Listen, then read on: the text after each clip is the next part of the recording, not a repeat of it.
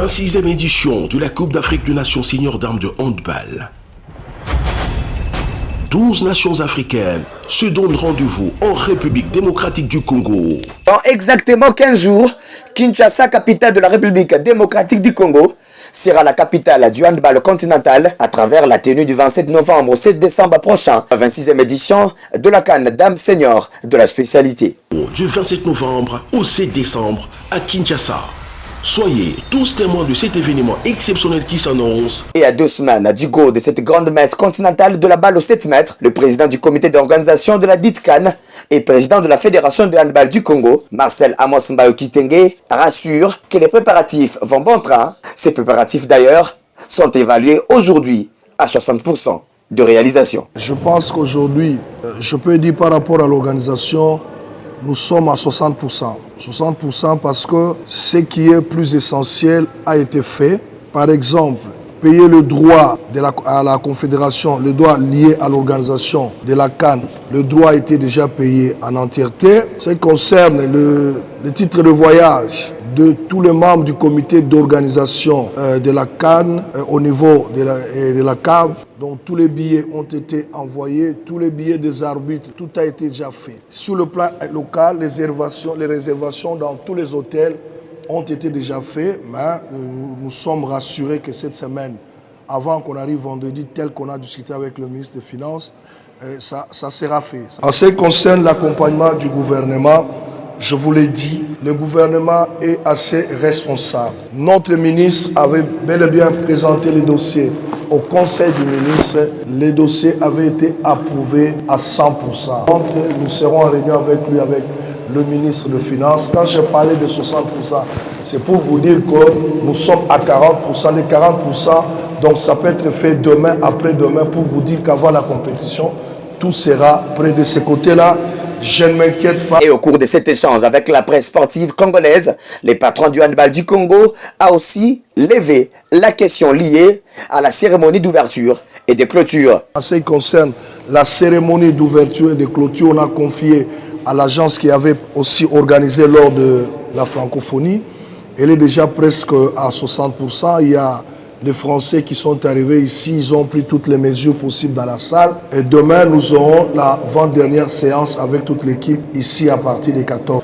Et je suis sûr d'ici dimanche, on serait à 90%. Évoluant dans ce face-à-face avec le chevalier de la plume, Marcel Amos Mbayo Kitenge a également éclairé toutes les zones d'ombre sur l'état des lieux de la santé et de la sécurité des athlètes, officiels et du public. En ce qui concerne la santé et la sécurité, vous saviez qu'à un certain moment, on allait récupérer l'organisation de la CAN parce qu'il y avait des propagations comme quoi il y avait une maladie qui tuait autant de personnes.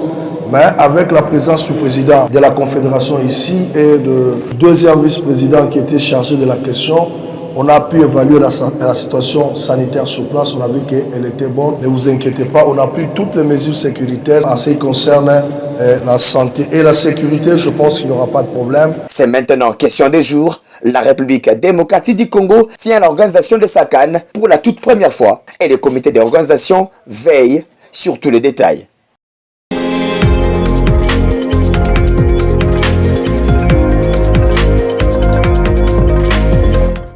La Coupe d'Afrique des Nations de handball qui se pointe à l'horizon est une aubaine importante pour les léopards de la RDC de se faire valoir.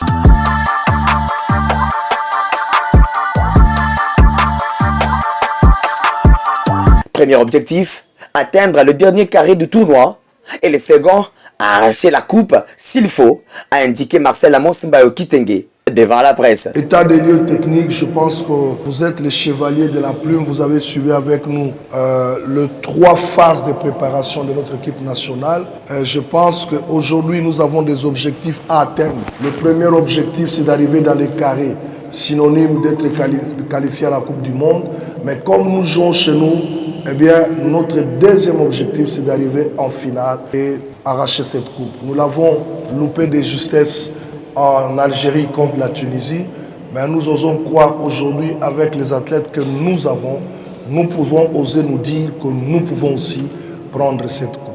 Et quant à l'effectif qui compose l'équipe congolaise, remplie au jour d'aujourd'hui de joueuses expatriées, le président de la FEAND a trouvé des mots justes pour élucider cette façon de faire. Quand vous dites aujourd'hui qu'on n'a que des binationaux, on n'a pas de joueuses ici, vous vous souviendrez que la première équipe nationale de handball dames qui est arrivée en finale en Algérie, elle était composée à 77% des athlètes locaux ici. Donc le mois c'est ça, toutes ces filles-là. Nous sommes avec l'équipe A. Nous sommes à Oyo. La RDC joue la finale en junior avec l'Angola. Il n'y avait aucune joueuse professionnelle. Mais vous vous rendrez compte, l'équipe est partie jouer la Coupe du Monde en Croatie, si je ne m'abuse pas. C'est en Croatie. Eh bien, sur 22 athlètes qu'on a amenés, 18 sont partis. Et la RDC comptait sur ces catégories-là. Il y avait la catégorie junior et cadet, toutes ces filles-là, Bétou, qui sont sorties meilleures joueuses d'Afrique. Et ces filles-là sont restées en Europe. Rendez-vous compte, on s'est investi pour ces filles-là. On en avait 24 sur 24. Il n'y a que 4 qui sont rentrés au pays. Directement, on n'avait plus des équipes d'âge. À en croire Amos Mbayo, sa fédération est déjà lancée vers l'avenir, c'est-à-dire la relance du handball scolaire avec le jeune. Vous vous rendez compte de toutes ces filles, les 18 filles qui sont restées en Europe. Il n'y avait qu'une seule qui jouait, Laetitia Mumbala.